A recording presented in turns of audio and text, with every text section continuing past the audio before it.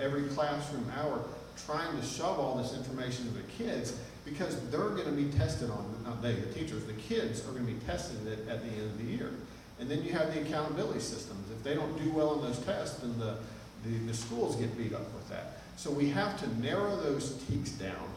Don't make them cram so much information, and allow them time to teach what's important. If that teacher wants to spend more time teaching about the American Revolution or the Alamo instead of trying to teach those broad TEKs, they should have time to do that. So again, we have to make sure that we teach to a level of mastery, not just to a level of introduction. They've made some changes, some improvements to that, the legislature has in the last couple sessions. Specifically, we've gone from 15 end-of-course exams in high school down to 5. That's a good improvement. That was 2 sessions ago. Last session, they limited the number of time that kids can take a test. Right now, it's kind of open-ended. They can literally take a test for the entire day and even stay after school to try to finish the test. I don't know how well any of you would do, but if I had to sit at a desk and take a test for 6, literally 8 hours, which was happening, my brain would be fried and I would not do well on that test.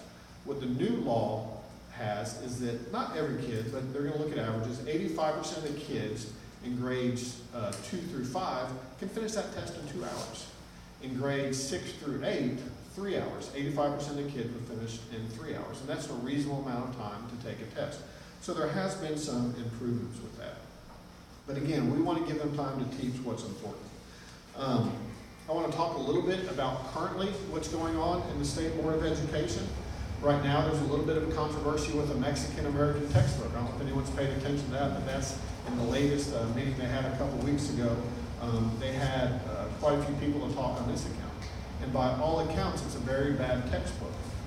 It's full of errors. The last count they had, where there were over 160 factual errors in this textbook.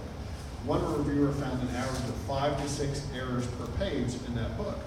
So I want to make sure and want to assure each of you that as a State Board of Education member, I will make sure that our textbooks are 100% error-free. They've got to be factual, and that's extremely important with what we do.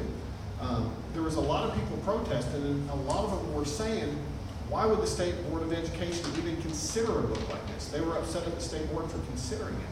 But you have to understand, that's the job of the State Board of Education. They're the backstop to make sure that this doesn't happen. The State Board of Education doesn't choose what books it reviews. Any publisher who decides to publish a book will submit it to the State Board of Education, and they were doing their job to make sure that it was error-free. There's 3 things that I think are important to make sure that books are error-free. Number 1, you've got to have transparency. Number 2, you've got to have transparency. And number 3, you've got to have transparency. You've got to show what's out there.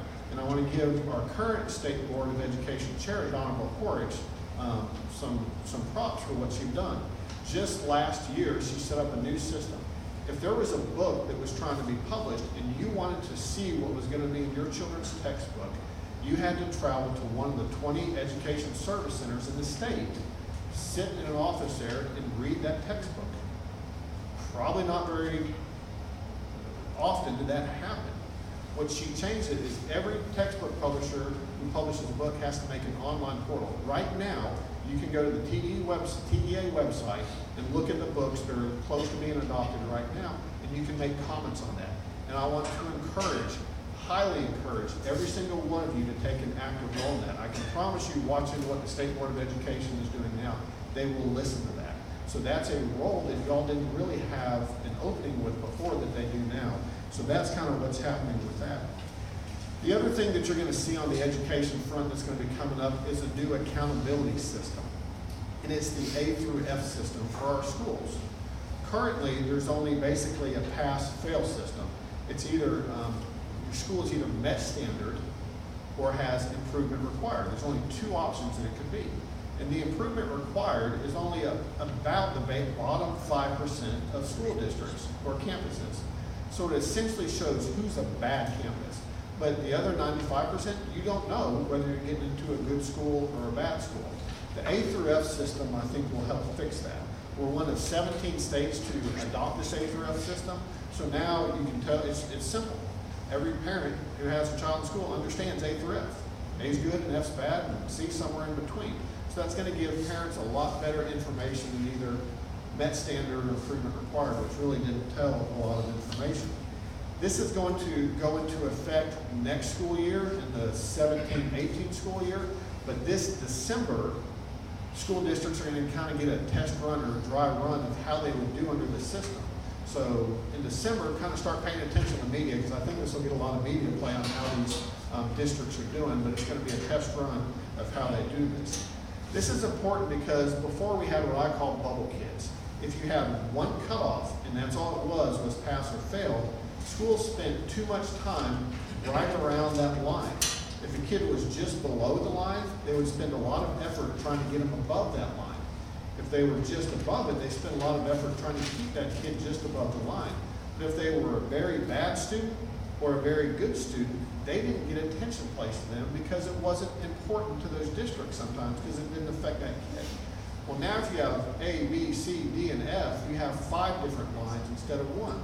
So districts won't be able to do that anymore, shouldn't be able to continue to do that, because if you're an A kid, you got to work on that kid, make sure he stays an A kid. If you're a B kid, you got to try to get him to an A. So hopefully districts will now be working with all students more than instead of just those bubble kids. So it's going to provide us a transparent, objective, and easily understood group of data to help us understand how our schools are doing with that. And in addition, on this A through F, the other neat thing that I think they're going to do is make sure that when schools and classrooms are graded, they're looking at proficiency and growth. So let me explain what I mean by that. Proficiency is basically how well you do on a test, and growth is how well you're improving. Well, there's some school districts in this state, Highland Park, for example, who has kids whose parents have been tutoring them since kindergarten. They're working with them every day, and I can promise those kids are probably going to score higher than some kids in very poor areas. So it's not fair to necessarily compare how well you do on a test score. What's good about this is also going to reward growth. If you're a district that has kids who come from hard backgrounds who are not doing well, that's okay as long as they're improving.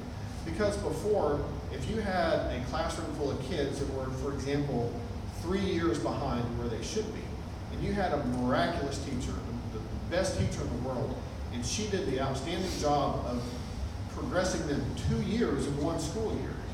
That's incredible growth, but they're still a year behind, and on that test, you know what they're going to do? They're going to fail again. But they've made great growth. So this is going to reward schools who are working with growth, not just on how their kids are doing on the test. So that's a little bit about what's happening on the State Board of Education. Again, this has been an interesting process in campaigning for the State Board of Education. I never thought a year ago I did not plan on doing this. It kind of fell in my lap, and I'm very excited about the process. I've built many great relationships across the district. But there's some good things that's going on in the State Board of Education. We have a great chair in Donovan Porridge who is really working hard to make the State Board of Education greater.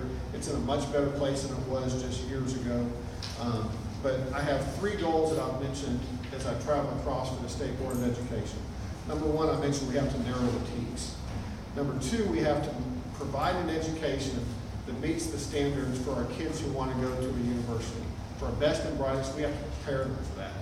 We also have to prepare students who are going to go straight to the workplace. And if our students hopefully choose the military, we're going to support them and allow them the great opportunity to do that also. And then the third thing, and I could have spent an hour talking about this, but we have to decrease our reliance on high-stakes testing. That's a big issue, and let me tell you, we need to make sure that we work on that. But in closing, before we take some questions, I want to close with this. I believe we're granted only a few short breaths on this earth. And oftentimes people get to the end of their lives before they realize the purpose that they were put here. Now, I've had a great career and I have a wonderful, beautiful family, but I don't want to get to the end of my life and wonder, did I do everything I can to make this world a better place than when I got here? Now, I believe in the creed that's found in Matthew that says, what you do unto the least of these, you have done unto me. And I believe probably everyone in this room believes in the parable that's in Matthew, but even if there was someone who didn't believe in that, I think they ought to believe in that creed, because education is not just for my children or for your children or for your grandchildren. it's for a community. And rest assured, what's happening in that schoolhouse in Gilmer is going to be the future of what Gilmer is. So it's so important that we make sure that we're providing a great education for the children of Texas. I want to thank you for your time. I want to be accessible to you. I was mentioning to Jeremiah, I was able to speak to his group a month or two ago, and I want to be able to come back up. Very interested in coming up and hearing from you. The other thing is I want you to be able to give me information. I've got my flyers in the back. It has my email information on that. So please contact me. Let me know what's happening in your schools and how I can be a better representative for you. Thank you very much.